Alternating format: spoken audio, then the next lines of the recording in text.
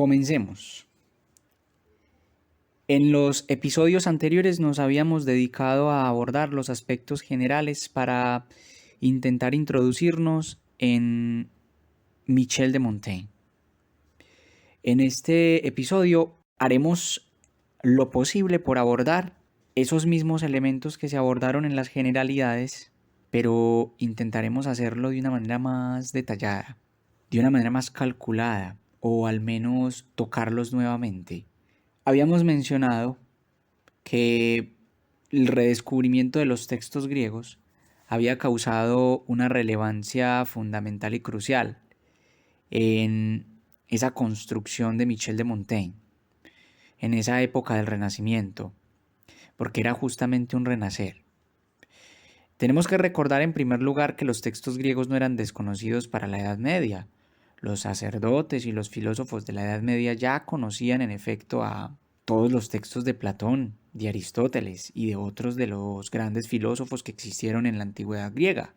Sin embargo, hablamos de redescubrimiento porque se les vuelve a dar o asignar una interpretación, ya no en un enfoque teocéntrico. Ya no hay un teocentrismo para enfocar esos textos, sino que cuando el hombre se pone en el centro, cuando el ser humano se pone en el centro de esas investigaciones, entonces los textos se leen con una interpretación renovada que busca una mirada dirigida hacia el ser humano.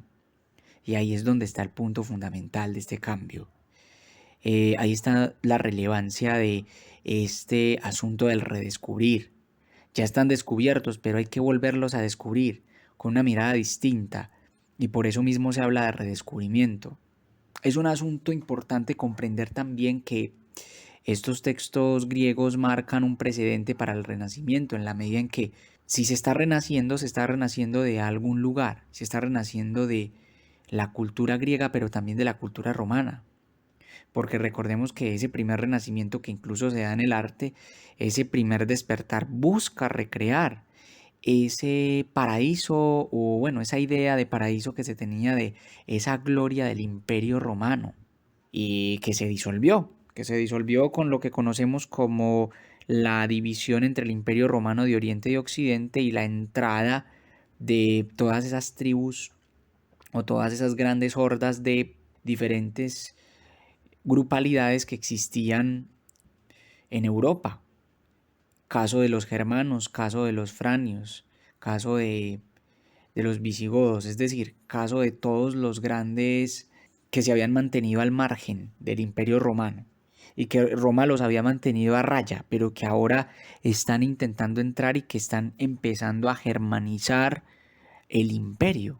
Eso es fundamental, porque entonces la caída del Imperio Romano representó en el Renacimiento un intento por volver a esa época en la que había una gloria del imperio. Y también, por supuesto, estará la intención de ese renacimiento griego. Ese renacimiento se va a dar en el arte, en la música, en la filosofía, en la literatura, hasta el punto de mencionar todo este asunto relevante de la pintura y de la arquitectura. Recordemos que en el arte hay un precedente fundamental, que es el mecenazgo. El mecenazgo se constituye como una fuente fundamental para que los artistas en este momento comiencen a producir unas obras tremendas. Hay una amplia gama de obras que se dan a través del mecenazgo, porque hay unas casas privadas grandes que están intentando ofrecer o que están buscando artistas para ofrecerles una comodidad, un bienestar a cambio de esas obras que se están necesitando. Que obras que en últimas obedecen a un sentido práctico, porque actualmente estamos ligados a ver el arte con una mirada desligada de la utilidad. El arte no obedece a utilidad alguna, pero en el Renacimiento sí hay una utilidad del arte. El arte se busca justamente porque los grandes políticos y los grandes personajes de la época encuentran que lo artístico se constituye como obra pública, y en tanto se constituye como obra pública genera una buena impresión para los pueblos y para aquellos que observan que fue ese político, ese gran mecenas el que patrocinó esa obra que se ha creado. Entonces, ¿cómo el arte se constituye en un arte que justamente al obedecer a esos intereses que tienen unos privados, van a buscar que se desarrolle ese arte, y el arte que se va a desarrollar va a tener muy en cuenta lo clásico, lo griego? De hecho, Brunelleschi, que va a ser el arquitecto que construye la cúpula de la Catedral de Florencia, está patrocinado por los Medici, que tienen un contacto estrecho y directo con el papado, porque recordemos que ya se había aspirado por parte de la casa Medici al papado. Entonces miremos cómo se van configurando, porque esto le va a dar una libertad mayor al artista para que pueda desligarse de ese contexto medieval en el que solo la pintura estaba destinada a obedecer a esos cánones de la divinidad. Evidentemente aquí se siguen pintando Cristos, se siguen pintando cenas, pero no solo se van a pintar Cristos y cenas, y la forma en la cual se van a pintar Cristos y cenas van a tener que ver mucho con lo clásico. Entonces, los Cristos y las Marías que se van a pintar tienen mucha relación con Venus, y vamos a encontrar unas obras hasta muy curiosas. También, por supuesto, va a haber un despliegue importante en la arquitectura, donde se va a observar una clara relación con las columnas griegas, con el arte clásico, con el arte romano, y eso va a marcar una relación fundamental con ese redescubrimiento también en un aspecto clásico de todas las características que ya hemos mencionado: el arte, la pintura, la escultura. La escultura va a ver o va a evidenciar un Moisés de Miguel Ángel que se va a poner en una posición parecida a la de Poseidón. Entonces ahí veremos un poco todo este asunto del Renacimiento, cómo está marcando un precedente fundamental en el arte. Pero también tenemos otro asunto: no solo se están retratando Cristo, sino que, como lo mencionamos, ya se está dando al arte una característica fundamental, y es que está siendo asociado a la medicina. El arte es la forma en la cual podemos comprender la estructura corporal. Eso es fundamental porque tendremos unos bocetos, tendremos unos grabados, tendremos unos dibujos maravillosos de Da Vinci, donde lo que se intenta hacer con el dibujo es ser lo más preciso y lo más exacto posible para detallar el cuerpo, porque las disecciones se están empezando a realizar, pero todavía no están autorizadas por el Papa. Entonces, la forma en la cual nosotros empezamos a describir ese cuerpo es a través de lo que podemos dibujar. Y cuando se abre ese permiso para la disección, André Vesalio va a tener una relación con el arte impresionante. Se va a pintar a Vesalio haciendo estas disecciones donde se muestra el cuerpo en su plenitud, ese humani corporis fábrica que están haciendo, esa fábrica corporal, ese ser humano, ese hombre máquina que está en estos momentos, ya que van a ser en la modernidad, y que va a configurar muchas filosofías, como por ejemplo la filosofía cartesiana. René Descartes se va a ocupar de describir cómo el corazón es el órgano más caliente y cómo este corazón construye las demás o regula la sangre por las demás partes del cuerpo, y cómo el alma está localizada en la glándula pituitaria, en la hipófisis. Entonces eso es una cosa maravillosa, porque el cuerpo está dándosele una preponderancia que antes no se le había dado, o que no se le había dado del mismo modo, más bien, porque aunque en la Edad Media se le tilda por haber negado totalmente el cuerpo, yo creo que más que negado es una forma distinta de trabajar y de tramitar el cuerpo, una forma distinta en la cual el discurso era el que daba una prioridad sobre ese cuerpo, como lo mencionará también Michel Foucault al respecto de lo que conocemos como la época victoriana y la hipótesis represiva en la historia de la sexualidad. Y este momento es el que justamente está impregnando a Montaigne. Tenemos una reforma de Lutero en 1517, unas pugnas con Erasmo. Aparece una reforma y una contrarreforma, y en Francia especialmente hay una pugna entre los católicos y lo que se llaman hugonotes, que son unos protestantes calvinistas que van a cambiar de nombre dependiendo del lugar en el cual pues vayamos a estar situados. Pero Lutero causa una revolución fundamental y, como lo dirá Peter Burke, Montaigne pertenece a una generación que no conoció el mundo o que no alcanzó a conocer el mundo sin protestantismo. Ya Calvino, ya las generaciones anteriores, Calvino, que es de una generación atrás, había conocido el mundo sin protestantismo, pero Montaigne no lo logra conocer. Entonces esto marcará también un precedente para Michel de Montaigne. Y por supuesto, pues Europa está en unas guerras de religión tremendas. Montaigne en su juventud le toca presenciarla, al menos pues enterarse y darse cuenta de la masacre de San Bartolomé, que es una masacre que cobra muchas vidas y que Montaigne va a denunciar con vehemencia en su Apología de Ramón y Viuda, que es uno de los ensayos más importantes de Montaigne y bueno, que después espero tengamos la oportunidad de discutir con calma.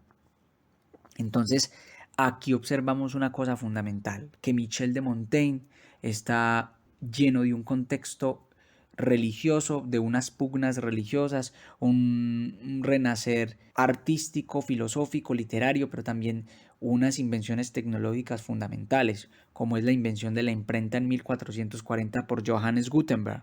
Eso va a marcar un precedente fundamental porque ahora no vamos a necesitar de los errores del copista y de los trabajos del copista. Recordemos que el copista era aquel monje que reproducía esos libros tan valiosos y que los reproducía con su propia mano a puño y letra.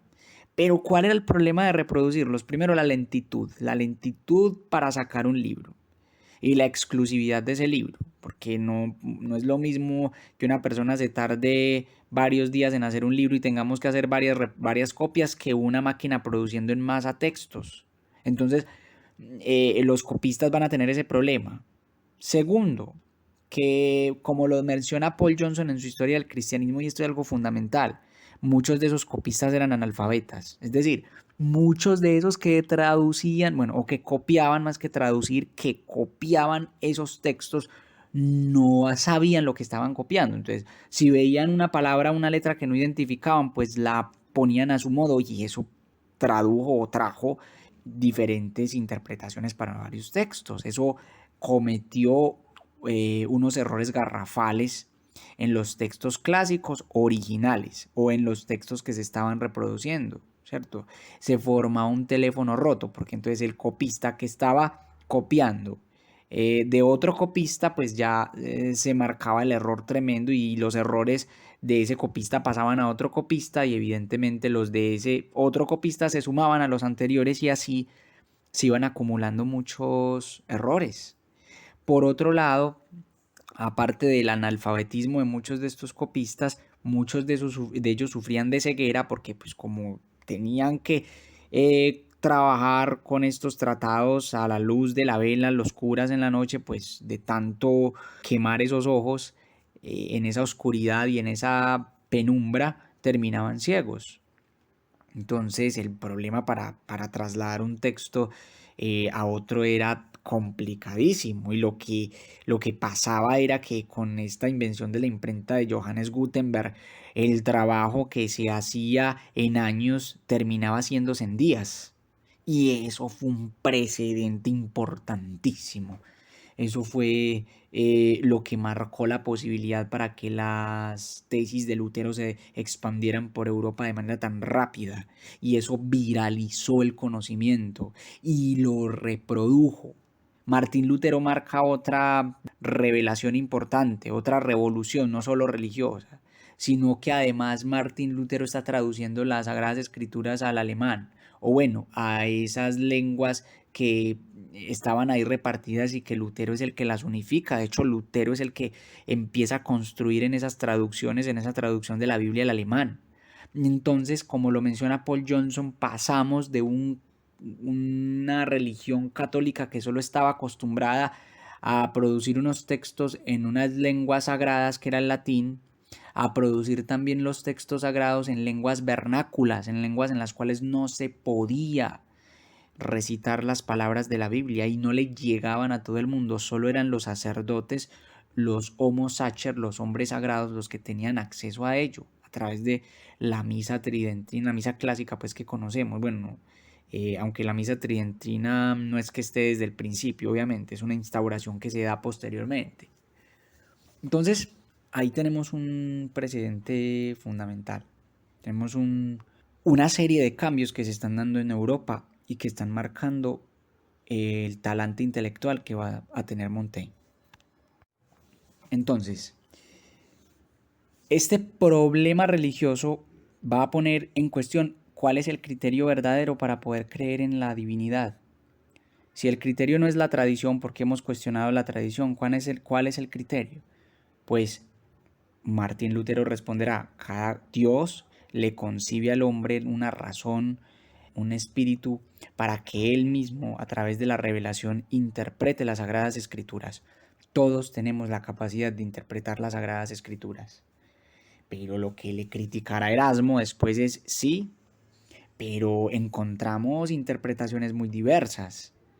Encontramos que cada persona tiene una forma de pensar distinta a esas interpretaciones. Entonces, si la revelación es la que realmente produce esa interpretación, porque todos no coincidimos en el mismo criterio, porque todos no coincidimos con la misma opinión, pues la mayor opinión que recoge todo eso sería la tradición, porque así lo hemos concebido desde la antigüedad. Entonces, ¿cuál es el problema ahí? ¿Qué es lo que nos está mencionando usted, Martín Lutero? Si le damos a cada cual la posibilidad de que diga que él adquirió su verdad de la Biblia por la revelación, vamos a tener 1000 revelaciones, vamos a tener tantas revelaciones como personas hay en el mundo. Entonces ahí no podríamos creer en nada realmente. Y esa confrontación con Lutero le va a decir, bueno, si la tradición tiene un problema de criterio, porque no podemos confiar en que la autoridad sea la que tenga la palabra, porque quién dijo que ella era la que debía establecer los parámetros, entonces la pregunta que le hacemos a Lutero es, bueno, ¿y es que acaso el elemento que usted está mencionando soluciona el problema? Lo abrió. Esto es una caja de Pandora. Y esa caja de Pandora se sigue desatando en nuestros días. Vemos cómo proliferan las religiones dentro de la religión cristiana, cómo se subdivide cada vez más esa franja. Ahí se abrió una caja de Pandora y es una caja de Pandora que tiene que ver con la interpretación y que emplea el escepticismo para luchar.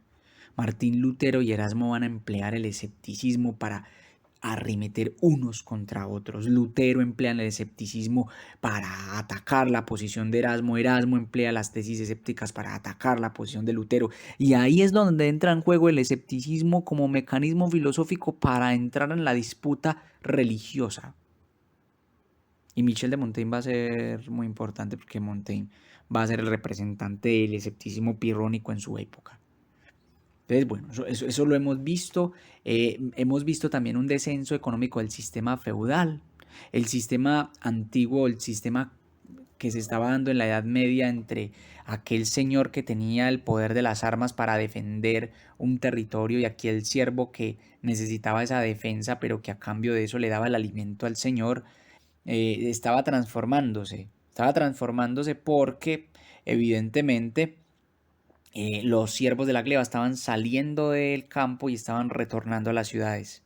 Recordemos que las ciudades grandes estaban en Roma y que esas ciudades tuvieron que disolverse en vista de que esta invasión de estas tribus que venían de Europa, del norte de Europa y de varios lugares de Europa, habían asolado a Roma y empezaron a disolver el imperio romano de Occidente. Evidentemente en Oriente, en lo que llamaremos Bizancio, se generará otro tipo de construcción romana y Constantinopla va a ser famosa y ese imperio romano va a permanecer durante mucho más tiempo. Pero hablando de Occidente, la disolución de las ciudades trajo como mecanismo de defensa el sistema económico feudal para defenderse de esa oleada de tribus que venían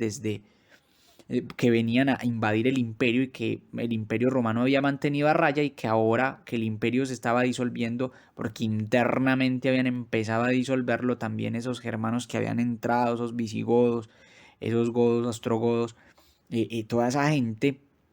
Entonces, ya que estaban disolviéndose, pues muchos de ellos empezaban a saquear y saqueaban todos los lugares que encontraban. Entonces la ciudad ya no se volvió segura. vamos al campo y ya requerimos de alguien que proteja a aquellos que están sembrando. Entonces el campo se volvió una forma muy viable para sobrevivir a través de un sistema económico que fue creado justamente para resistir esas oleadas de hombres y mujeres que venían de esas tribus que no habían entrado a Roma. Entonces el feudalismo ya está pasando porque pues hay una riqueza considerable y bueno, hay otros elementos que se están dando, como el asunto fundamental o el poder fundamental que está tomando España y bueno, todo este proyecto de la conquista de América que ya está presente en Montaigne. Recordemos que la conquista de América se da por Cristóbal Colón en 1492. Eso es algo importantísimo.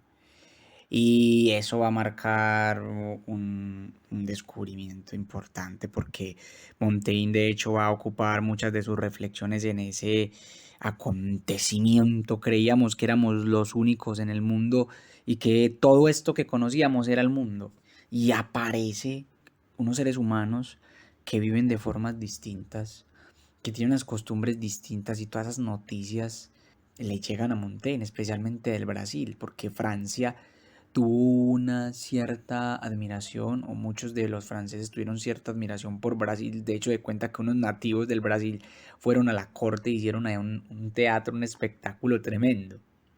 Y entonces, eso es importante porque España está expandiendo su poder y se está formando como un imperio. Es muy importante recordar que Carlos I o Carlos V, dependiendo de dónde lo miremos, Carlos I de España, nace un 24 de febrero de 1500 en Flandes, pero es coronado en 1520. Y en 1520 hereda 2 coronas. Y ese Carlos V va a establecer un imperio tremendo, colosal. Un imperio colosal donde el sol no se esconde, dirán después de Luis XIV. De Luis XIV que va a heredar también por supuesto, después de que caigan los Habsburgo, va a heredar este gran imperio, ¿cierto? Los Austrias no dieron después la talla y Carlos V en este momento no le va a interesar mucho la empresa de la conquista porque está ocupado intentando refrenar unas rebeliones que hay al interior de España, porque España, recordemos que si Carlos V viene de Flandes, entonces no es español y no es que hable muy bien el español, de hecho no lo habla. Entonces los españoles van a rechazar profundamente a este rey que viene de afuera, es un rey extranjero que viene a gobernarnos a nosotros. ¿Cómo es esto posible? Bueno, esas rebeliones que hay al interior de España está intentando atacarlas Carlos I, Carlos V y en esas está ocupado. Entonces, digamos que pasa un poco desapercibido, o bueno, más bien pasa un poco de largo el asunto de la conquista. Además, porque en principio tenían o se veían la necesidad de dejar esta empresa porque estaba tan costosa, pero después empieza a generar una riqueza impresionante cuando Hernán Cortés se toma por cuenta propia la posibilidad de seguir ahondándose en esas tierras. Y después Francisco Pizarro va a bajar, va a pasar por Antioquia, va a pasar por aquí, va a llegar hasta el Perú. Y se va a armar una cosa con Diego de Almagro impresionante, allá una disputa. Pero eso va a generar una búsqueda de lo que llamamos el dorado. Vienen buscando eso, vienen buscando riquezas y cada tanto envían barcos a España y aparecerán los galeones. Esos galeones van a ser fundamentales en la construcción de Europa y especialmente en la construcción de España, porque los galeones van a marcar un precedente militar, un precedente mercantil y un precedente de navegación, porque son unos barcos de toderos, los barcos que son especializados en la carga, pero también tienen cómo defenderse de todos los piratas ingleses que están por ahí y franceses también, ¿cierto? Entonces, importantísimo mencionar todo esto porque España y Portugal tenían el monopolio de la navegación. Francia brincaba e Inglaterra brincaba, obviamente, a quién, al Papa, que era el que establecía a través de bulas quiénes podían navegar y quiénes no, y quiénes podían hacer esto y aquello, ¿cierto? Y por ahí también estará el asunto de la Inquisición, que se estará moviendo mucho durante la época y que por eso Montaigne va a escribir con serios recelos y reservas. Cuando Montaigne hace el viaje a Italia, por allá se va a encontrar con esta gente, a visitar el Papa y lo primero que le van a preguntar es, venga Montaigne, ¿por qué usted no modifica de su texto esta cosita, aquella cosita que es que entra en problemas con la fe? Porque Montaigne va a coger el catolicismo, aunque muchos a Montaigne lo van a decantar para donde les dé la gana. Si quieren hacerlo protestante, lo hacen protestante, y quieren hacerlo católico, lo hacen católico, porque es un tipo tan tolerante, es un filósofo que no le es ajeno nada, como lo dirá una de sus frases de la torre de su castillo de Montaigne, de la torre en la cual se encierra a escribir a la edad de 38 años. Nada de lo humano me es ajeno. Y creo que es una frase que lo identifica muy bien. Bueno, entonces, en este contexto histórico que hemos venido dando, podemos hablar un poco de la vida del autor. En 28 de febrero de 1533 nace en el castillo de Montaigne, en el Perigord. Tiene unos padres muy interesantes. Son Pierre Yquem, descendiente de comerciantes que se están ennobleciendo, que se están aburguesando, o sea que en origen la familia por parte de su padre eran unos pescaderos, vendían pescados, no eran ningunos hombres nobles ni ricos, sino que van a heredar después, o su abuelo es el que va a conseguir el castillo de Montaigne después de que ha alcanzado riqueza y su padre va a estar dedicado también al asunto militar, pero Montaigne realmente no viene de una familia que en origen sea noble. Y su madre, que tiene todavía un origen más interesante, Antonin de Lux, que es un apellido que viene de España, pero que pertenece al parecer a digamos que una forma de ocultar en Francia un pasado judío. Un pasado judío de esta mujer que procede de Zaragoza, pero tiene unas raíces tremendamente judías. Y eso va a marcar también un presente importante porque muchos de los judíos estaban volando de España porque la Inquisición estaba prendiendo a todo el mundo y porque, bueno, se estaba empezando pues a buscar acusar a todos estos judíos y los judíos estaban repartiendo. La familia de Montaigne, como nos cuenta Stefan Zweig, parte hacia dos lados, uno de ellos es hacia Francia. Y en Francia la rama de la familia de la madre de Montaigne se cambia, es decir, el Antonin de Lopes es Lopes de Villa, pues tiene un apellido español, pero que aquí lo están afrancesando. Pero, es decir, realmente su apellido es judío, el apellido de su madre. Entonces miren qué importante este punto. En 1539 podemos mencionar una peculiar educación que se le da a Michel de Montaigne a cargo de un preceptor alemán. A Montaigne primero, los primeros años de su vida, se lo pone a vivir con unos campesinos. ¿Quién se inventa esta pedagogía para el pequeño Montaigne? Su padre, que quiere que Montaigne sea un hombre ilustrado, que quiere que ascienda en la escala intelectual de su familia, pero quiere que sea un hombre que herede los negocios de la casa. ¿Y cómo le va a molestar a Montaigne heredar los negocios de la casa? Pero el padre le va a dar una educación que Montaigne va a decir que es un experimento arriesgado, pero que para él ha sido brutal, porque le ha permitido construirse en las características que va a tener Montaigne. Se cuenta entonces que el padre de Montaigne lo puso en los primeros años de su vida a vivir con una pareja de campesinos cercanos a el castillo donde vivía el padre para que así Montaigne desde el comienzo de su vida probara la frugalidad y probara la pobreza, para que no se le diera o no se le hiciera extraña la pobreza. O sea, Montaigne desde el principio recibía una educación estoica. Otro tema que le dio por inventarse al papá de Montaigne es que Montaigne tenía que aprender de manera original el latín como lengua materna, Y el latín, si bien se estaba empleando, ya no se empleaba, bueno, se empleaba para las leyes, se empleaba para el carácter intelectual, pero ya las lenguas, al menos el francés, el español, ya estaban construidas y ya se hablaban estas lenguas. Se hablaban, el vulgo y el pueblo hablaban las lenguas de manera natural, pero el papá de Montaigne dijo, no, que Montaigne aprenda como lengua materna el latín. Después Montaigne aprenderá el francés y también un poco de italiano. Por eso irá a Italia. Pero entonces lo importante aquí de resaltar es que cuando Montaigne empieza a aprenderlo, el padre contrata un instructor alemán y le dice, pues que sabe solo alemán y francés, y le dice que no le hable a Montaigne en francés, que no se le hable ni una palabra en francés, todo en latín.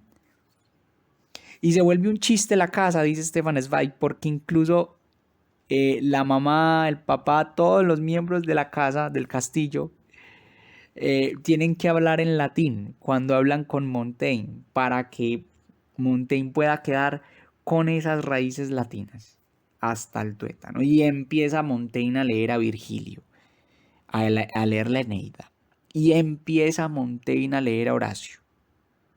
Se cuenta que en una de las obras de teatro del colegio, Montaigne fue el que representó de manera brillante ese teatro donde habló en latín de manera perfecta, pero no le gustaba el colegio, porque ya desde ese tiempo se avisoraba las características que hay tan antipedagógicas en la escuela. Los maestros recogen un montón de conocimiento que no lo aplican para sí mismos, sino que lo cogen en la boca como pájaros para vomitarlo en sus alumnos. Y lo hacen a través del castigo, y lo hacen a través del aprendizaje de memoria. Y eso le molesta a Montaigne porque Montaigne es un joven y un hombre que no tiene buena capacidad de memoria, aunque sí tenga un juicio excelente y él lo reconozca. Quienes tienen muy buena memoria carecen quizá un poco de juicio, pero quienes tienen muy mala memoria tienen un juicio excelente, y Montaigne será uno de ellos que tiene un juicio maravilloso. Eso sí lo va a mostrar con lujo de detalle en sus ensayos. En 1549 entrará a estudiar Derecho en Toulouse. Y bueno, eso le va a dar una carrera política muy particular. Un hombre que se aleja de la sociedad, sin embargo, se mantiene fiel a las costumbres. Y va a ser un hombre profundamente político. Va a ser alcalde de Burdeos por 2 veces. Y va a estar constantemente ligado al oficio público hasta sus 38 años. O sea, toda su juventud estará dedicado a los asuntos públicos y políticos, a diferencia de lo que pensamos que es un filósofo ermitaño, un filósofo, no, es un filósofo ante todo público y social. Y en su encierro en el castillo va a seguir siendo público y va a seguir siendo social y va a seguir atendiendo sus asuntos desde allí. Y además de ello va a seguir hablando con Virgilio, con Plutarco, con Séneca. ¿Qué más políticos que Séneca? ¿Qué más consejeros que Plutarco? En 1563 muere su amigo Etienne de Lavoisier, que ya lo ha conocido en todo ese trabajo de derecho que ha establecido, y esa muerte va a representar para Montaigne un precedente relevante. Etienne de Lavoisier muere muy joven, aproximadamente a los 34 años, 32. Recordemos que en la época no era extraño que se muriera tan joven. Por eso a los 38 se va a encerrar Montaigne a esperar la muerte. Y no es extraño que la espere desde esta época, porque en el momento en el que está Montaigne la gente se muere muy joven. Lo que para nosotros a los 40 años es apenas empezar a entrar en esa conciencia de la madurez. en los 40 años, en el Renacimiento, era ya entrar en esa conciencia de la muerte, de que pronto nos vamos a morir. Bueno, aunque uno ahora la siente desde los 20, pero bueno. Importantísimo mencionar que en el 68, en 1568, también hay una muerte de su padre. Montaigne hereda la posesión paternal, hereda el castillo. Y bueno, Montaigne tenía el apellido Yquem, que hereda de su padre, y cambia ese apellido Yquem por Montaigne. Traslada su apellido y se pone el apellido del castillo, Montaigne, montaña. Para 1569 ya tenemos la primera obra de Montaigne, una traducción del texto de Ramón Sibiuda que había sido encomendado por su padre. Y bueno, a los 38 años, en el 71, en 1571, ya decide retirarse de la actividad pública para retirarse en la torre de su castillo, y lo hace de una manera muy formal, porque de hecho en la biblioteca en la cual se va a retirar en su torre va a grabar una inscripción muy importante, porque esta inscripción, una inscripción que va a trazar aquella consagración a la filosofía y al estudiarse a sí mismo de manera auténtica, formal, porque además Montaigne es un hombre que ha sabido manejar las leyes y lo va a hacer así formalmente. Va a poner esa inscripción en su torre porque va a ser su credo. Bueno, y es una cosa relevante mencionarla. Yo creo que sería importante leerla. Entonces, vamos a darles espacio a esa lectura. En el año de Cristo de 1571, a la edad de 38 años, en la vigilia de las calendas de marzo, el día de su cumpleaños, Michel de Montaigne, hastiado ya hace tiempo de la esclavitud del palacio y de las tareas públicas, mientras todavía incólume anhela refugiarse en el seno de las doctas vírgenes, donde, tranquilo y libre de preocupaciones, atravesará finalmente la pequeña parte del trayecto que le resta por recorrer. Si los hados así se lo conceden, ha consagrado esta sede y este dulce escondrijo de sus antepasados a su libertad, tranquilidad y ocio. Esta inscripción, además de ser una inscripción bella, emotiva, maravillosa, deleitable para quienes la vean, encomiable para quienes la escuchen, es filosóficamente una declaración, es filosóficamente un pacto consigo mismo, un pacto y una declaración de distanciamiento. Yo creo que cada filósofo, o al menos grandes filósofos, tienen sus pactos, tienen sus precedentes. Yo quiero también aprovechar esta ocasión para leer otro de esos elementos, otro de esos escritos que inauguran la consagración de un filósofo. Esta consagración que acabamos de leer es la de Michel de Montaigne. Esta declaración entonces es la consagración propia que se da Michel de Montaigne a sí mismo para buscarse y para pernoctar en esa oscuridad que se avecina de la muerte. Pero miren esta bella consagración que se la otorga la comunidad judía a un filósofo también muy importante de la modernidad llamado Baruch Spinoza. Decreto de excomunión de Baruch Spinoza del 1656. Los dirigentes de la comunidad ponen en su conocimiento que desde hace mucho tenían noticia de las equivocadas opiniones y errónea conducta de Baruch Spinoza, y por diversos medios y advertencias han tratado de apartarlo del mal camino. Como no obtuvieran ningún resultado y como por el contrario las horribles herejías que practicaba y enseñaba, lo mismo que su inaudita conducta, fueron en aumento, resolvieron de acuerdo con el rabino, en presencia de testigos fehacientes y del nombrado Spinoza, que éste fuera excomulgado y expulsado del pueblo de Israel según el siguiente decreto de excomunión. Por la decisión de los ángeles y el juicio de los santos, excomulgamos, expulsamos, execramos y maldecimos a Baruch Spinoza con la aprobación del Santo Dios y de toda esta santa comunidad ante los santos libros de la ley con sus 613 prescripciones, con la excomunión con que Josué excomulgó a Jericó, con la maldición con que Eliseo maldijo a sus hijos y con todas las execraciones escritas en la ley.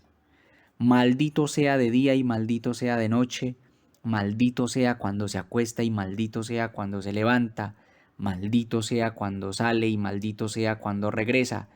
Que el Señor no lo perdone, que la cólera y en el ojo del Señor se desaten contra este hombre y arrojen sobre él todas las maldiciones escritas en el libro de la ley. Y así continúa esta maldición, esta vituperación a Baruch Spinoza, que también se convierte en una consagración. Bueno, maravillosa también. Espero que si algún día estamos abordando a Baruch Spinoza, podamos volverla a mencionar con un acento más sagrado y más honorable. Tenemos también, para eso de el año 1580, publicará en Burdeos la primera edición de sus ensayos. Y luego de esta publicación va a partir a un viaje por diversos lugares de Europa, entre ellos Italia. Y ahí va a comprobar que Venecia, bueno, era quizá un poco como se la mencionaba a su amigo Etienne de Lavoisier, pero también que tiene sus dificultades, aunque Venecia es Venecia en ese tiempo, o sea, una cosa impresionante. Y bueno, y también hay que mencionar, aquí aparece un texto de Montaigne que se llama El Diario de Viaje a Italia, que no lo conocemos porque Montaigne no acaba solo en sus ensayos, no lo conocimos hace mucho, pues no se conocía y creo que ahora que lo podemos tener a la mano en algunas de las ediciones, está presente en la Biblioteca Cervantes, en la edición de los Penguin Random House, bueno, creo que este diario nos dice muchas otras cosas de un Montaigne que viaja en busca de salud también, porque estaba quejado de un mal de piedra, de un Montaigne que viaja en busca de otro tipo de salud que es espiritual, porque la casa y los asuntos domésticos en la torre se lo están comiendo, lo están carcomiendo. Y viajar es y representa esa relevancia de ocuparnos de mí mismo. Siempre está esa preocupación en Montaigne. Entonces, bueno, ahí vamos a mirar algo muy importante y es cómo aparece otro texto. Aparte de las cartas, que también van a ser muy importantes, las cartas, la correspondencia que lleva con su padre y con uno de los obispos cercanos a Montaigne, también es relevante mencionar este diario. En 1581 es elegido alcalde de Burdeos, hasta 1585. Porque en 1585 se va a armar una epidemia de Padre y Señor nuestro, una cosa impresionante. Entonces, en 1585 la epidemia de Burdeos va a hacer que Montaigne vague duramente esos meses por Libourne con su familia. Pero es que Montaigne está renunciando a la valentía, a la fortaleza, se va en contra de todos los principios que menciona en sus ensayos. No, para eso tenemos que leer un ensayo que se llama La firmeza. Y es que en el ensayo de La firmeza Montaigne dice muy claramente, la firmeza también autoriza que cuando usted esté en peligro salve su vida. El miedo es terrorífico y no hay nada más temeroso que el mismo temor, no hay nada más miedoso que el miedo que nos puede terminar acabando. Y lo dice en El miedo, en su ensayo sobre el miedo. Pero si a usted le van a dar un balazo y usted tiene la oportunidad de agacharse para que no se lo peguen, no solo es lícito, dice Montaigne, sino loable que usted se agache.